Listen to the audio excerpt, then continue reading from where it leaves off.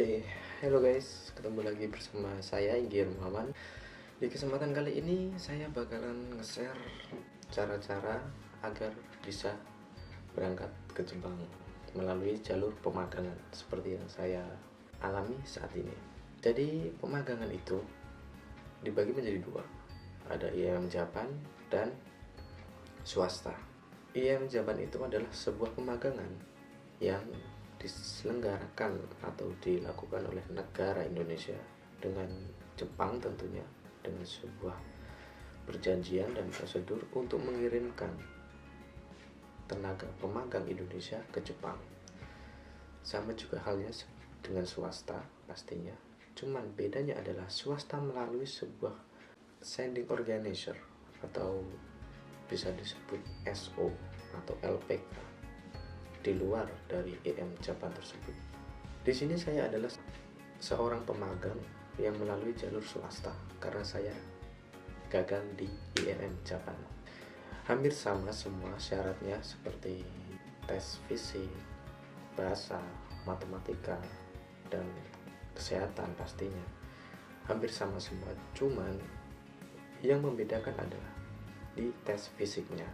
Kalau yang IM Japan itu emang bener-bener wow, fisiknya emang mungkin bagi saya itu berat, cuman mungkin untuk yang lain biasa-biasa aja gitu ya.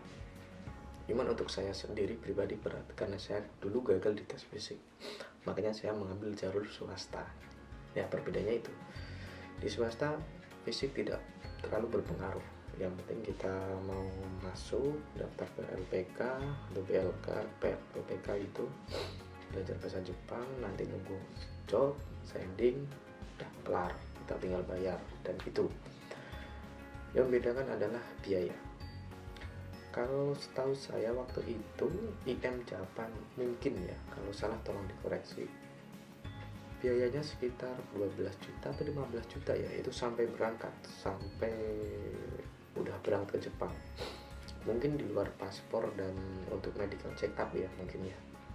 Kalau untuk swasta seperti saya itu total keberangkatan 35 juta di LPK saya, dan itu berbeda-beda, setiap LPK berbeda-beda, mempunyai harga dan nominal masing-masing tentunya.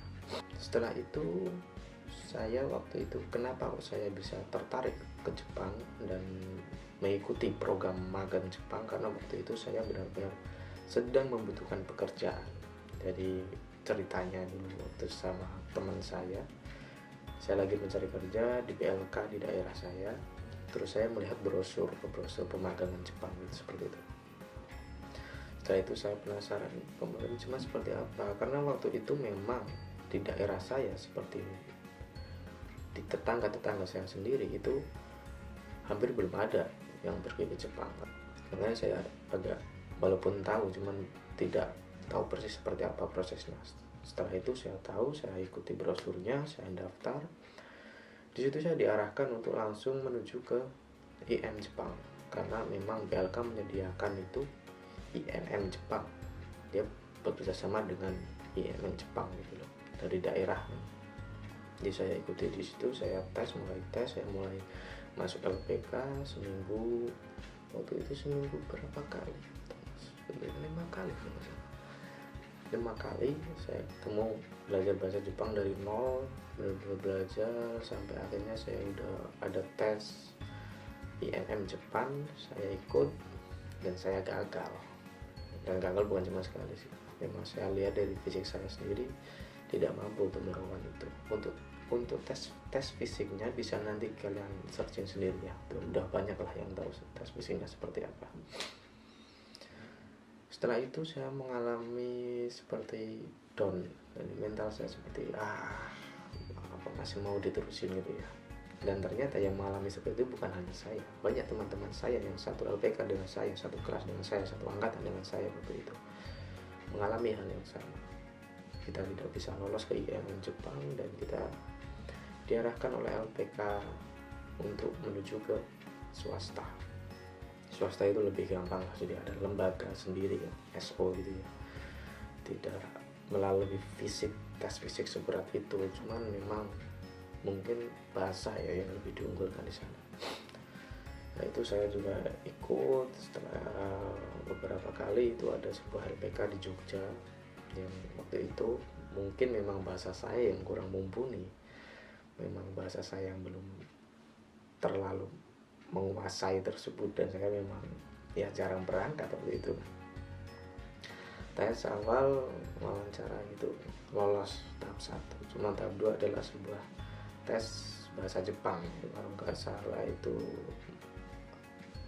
Minano Nihongo namanya bukunya ya. Jadi itu dari bab 1 sampai bab 25 kalau nggak salah, itu sebuah buku pembelajaran dari bapak saya, itu harus bisa tes itu.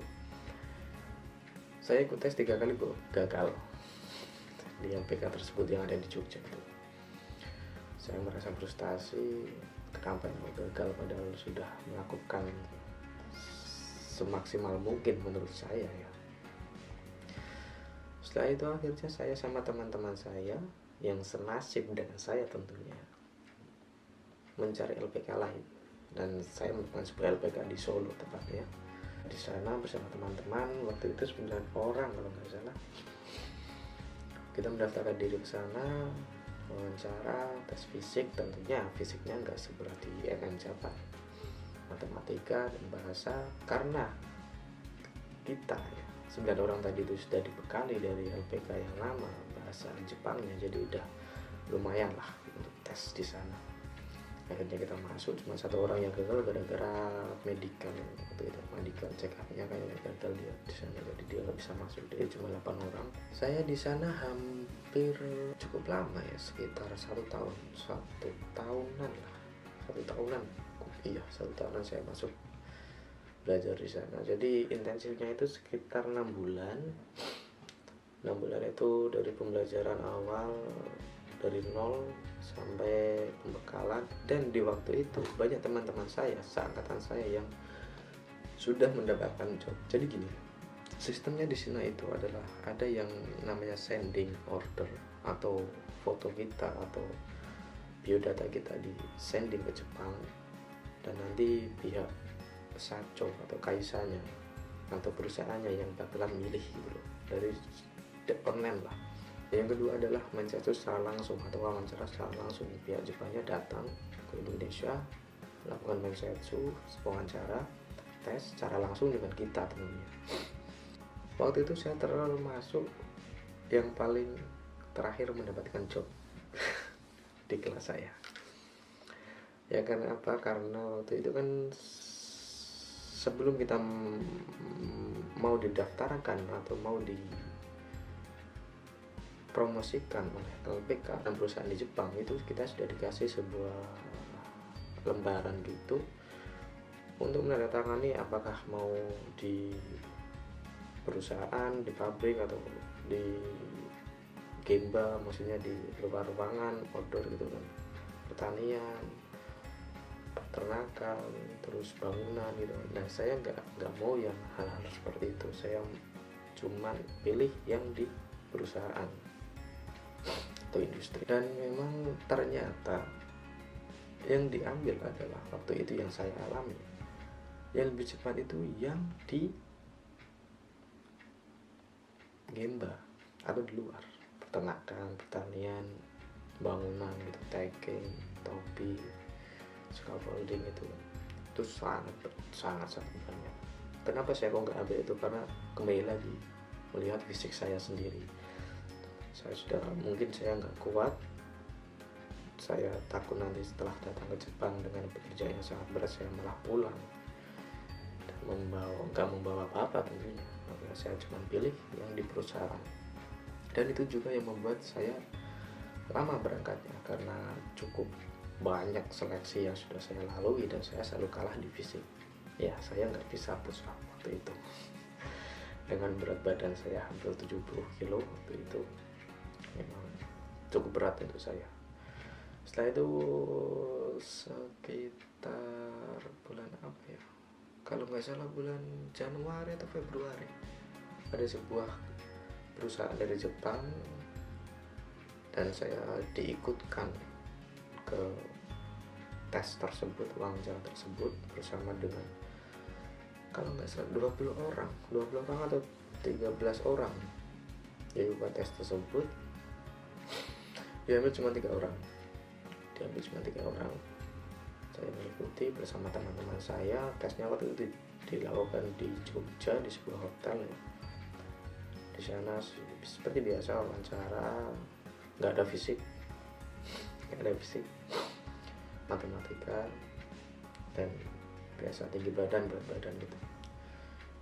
Itu saya cukup diuntungkan dengan bahasa yang sudah saya cukup lama geluti ya, dari LPK yang lama di daerah saya dan saya pindah ke Solo. Jadi mungkin memang bekal yang waktu itu saya bawa untuk mindset sudah cukup gitu, dengan pengalaman saya yang gagal dengan perusahaan-perusahaan lain di Jepang yang waktu itu saya ikut mindsetsu juga dan saya gagal. Jadi ya itulah, saya bisa mendapatkan job itu, dan jobnya adalah pengecetan cat semprot atau pengecetan interior mobil ya, jadi menggunakan gun gitu, cat semprot.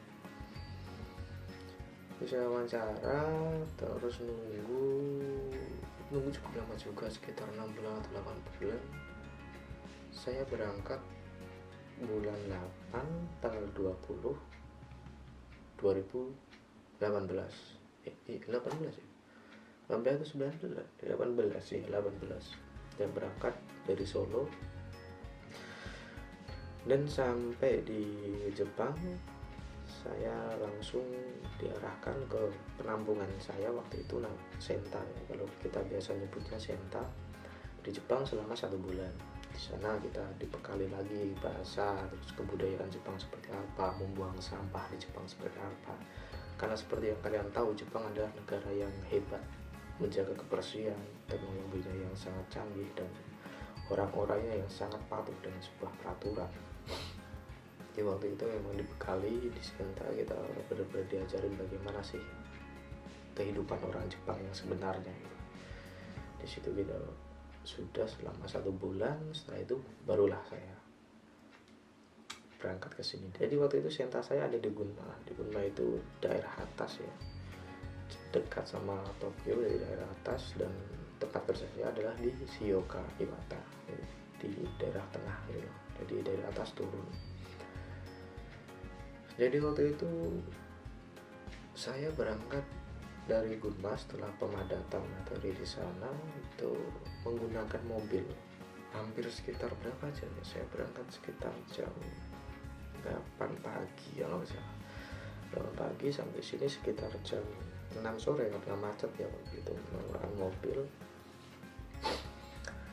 Sampai sini kesan pertama adalah kaget pasti, karena baru masuk. Waktu itu saya ketemu dengan orang perusahaan saya yang saya kira mereka akan welcome dan akan sesopan santun orang Indonesia seperti itu. Ternyata tidak. Kita masuk udah wah, kacau. Karena waktu itu termasuk telat. Jadi dari pihak Senta juga meminta maaf kepada Kaisar waktu itu, karena datang terlambat. Saya sudah nungguin udah malam sampai atas, kita di wawancara lagi, siap nggak gini. Udah nggak ada lagi yang namanya halus kayak namanya Nadeska, namanya dari Deska, nggak ada, sudah nggak ada. Sudah menggunakan bahasa futsu atau bahasa kasar lah di sini. Di sana saya baru tahu, seperti ini ternyata orang Jepang. Pertama kali datang langsung, memang mental nomor 1 pasti di sini. Mental nomor 1, yang kedua bahasa pasti. Setelah itu besoknya setelah saya tiba di situ, saya masuk ke asrama, dan waktu itu asrama saya adalah asrama yang lama, asrama yang benar-benar lama, Furui asrama. Di sana ada, sebelum saya datang ada 5 orang senpai saya, kakak kelas saya. Yang satu pulang, pasti yang satu pulang karena tidak kuat di sini. Angkatan pertama itu ada yang pulang karena nggak kuat Karena walaupun tempat saya bekerja adalah sebuah KISA atau perusahaan, tapi orang-orang di sini, di tempat saya bekerja itu memang sangat-sangat keras. Dan yang keduanya itu apa tuhnya sangat-sangat memprihatinkan, jauh dari seperti apa yang saya bayangkan waktu di Indonesia, jauh sekali. Kalian tahu kecoa? Ya, nanti kalau seandainya kalian sudah di sini, mungkin kalian bakal terbiasa dengan adanya kecoa di sini. Di sini tuh gak ada tikus, gak ada nyamuk, tapi kecoa, gokiburi, sangat banyak. Waktu itu apa tuh, saya benar-benar kacau. Saya datang ketemu sama senpai gitu, dibilangin ini apa tuhnya kayak gini, tidur juga, waduh nggak bisa dibayangin lah waktu itu kalau diceritain. Saya juga nggak tahu apakah teman-teman saya apakah sama seperti itu, saya nggak tahu, karena yang saya lihat sendiri sih kayaknya enggak gitu. Waktu itu saya benar-benar parah. Saya masuk pas musim panas, pas kecoa itu benar-benar banyak. Jadi ada pengalaman menarik waktu itu dengan senpai saya namanya Sukisno ya. Saya malam-malam hari pertama itu saya baru datang gitu. Teman-teman saya sudah tidur 2 orang kan. Saya nggak bisa tidur jujur, karena saya orang yang waktu itu memang benar-benar takut dengan kecoa. Bukan takut ya, cuman risih gitu loh. Dan betapa saya terkejutnya waktu itu karena kamar saya itu bersebelahan dengan dapur gitu. Jadi ya tahulah banyak dapur itu buat masak dan kotor gitu. Saya nggak sengaja, saya mau ke dapur, saya mau buat kopi sambil rokok kan. Saya nyalain lampu, di pagar itu hampir nggak kelihatan pagarnya, hampir semuanya kecoa. Bisa bayangin seperti apa itu. Saya ceritanya merinding loh. Waktu itu pertama kali saya datang di Jepang, sudah disambut dengan seperti itu, sangat-sangat tidak layak. Ini saya ungkapkan dengan apa adanya ya. Setelah itu saya datang ngomong, udah biasa di sini lah, kayak gini udah biasa, nanti juga terbiasa sendiri. Ya, saya walaupun gimana tetap gak bisa tidur sampai besoknya harus kerja, dan pekerjaan saya itu sangat berat. Sudah dimarahin, baru datang sudah dimarahin, udah apa-apa salah.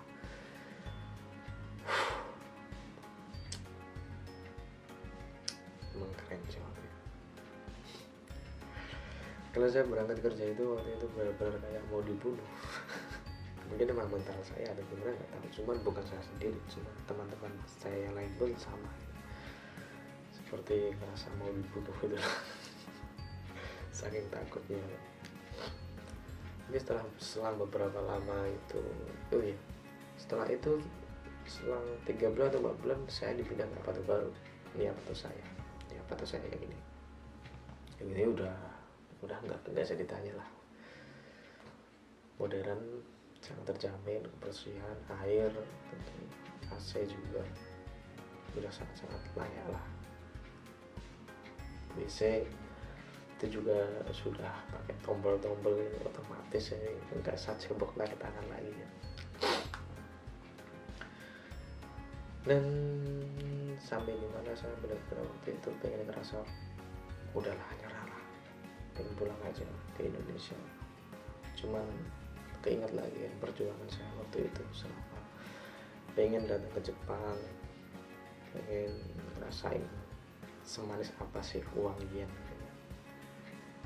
Ya udah saya terusin, saya tunjukin skill saya, karena saya cukup tinggi, badan saya nggak begitu tinggi gitu, 166, jadi nggak begitu tinggi. Jadi di sini saya cuma bisa ngecat. Jadi ngecat itu kan ada bagiannya itu, kerjanya itu ada yang di bawah dan di atas. Di atas itu ya orang-orang ngecat gitu, yang di bawah kayak kakek rumah masangin barang ke hanger gitu, ke hanger gitu. Ada yang lap-lap, ada yang ya buruh juga.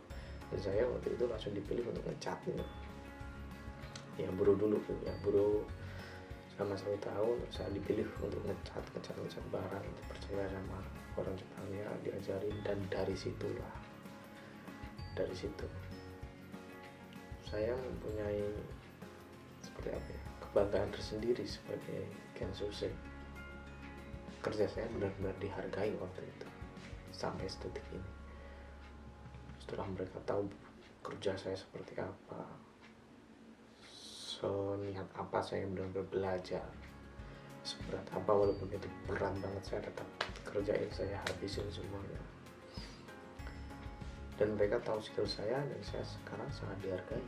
Semua orang yang saat itu yang pikiran saya itu jahat, saat ini sudah menjadi teman saya. Mereka sangat humble dengan saya, mereka benar-benar udah akrab, dah kayak teman sendiri, bahkan baik sekali sama saya. Cukup saya syukuri dengan itu. Dan cukup mungkin ya, videonya udah cukup panjang, mungkin lain kali kita lanjut lagi. Oh ya, ini saya kan bulan 8 besok ini sudah habis kontrak dan rencana akan pulang, cuman saya masih menunggu keputusan Kaisa seperti apa, apakah dilanjut atau enggak. Cuman kemarin sudah ada omongan dilanjut, cuma gara-gara just COVID-19 pastinya Kaisa masih mikir-mikir lagi ya. Minta doanya aja semoga dilancarkan lagi, bisa masih tetap di sini karena saya juga masih ingin kerja di sini. Buat kalian yang di rumah tetap semangat. Jepang gak seindah foto profil itu, memang benar. Jepang gak seindah di cerita orang, memang benar. Jepang keras pasti, tapi saya yakin kalian pasti bisa. Oke, jangan lupa like, subscribe, dan komen ya. Thank you.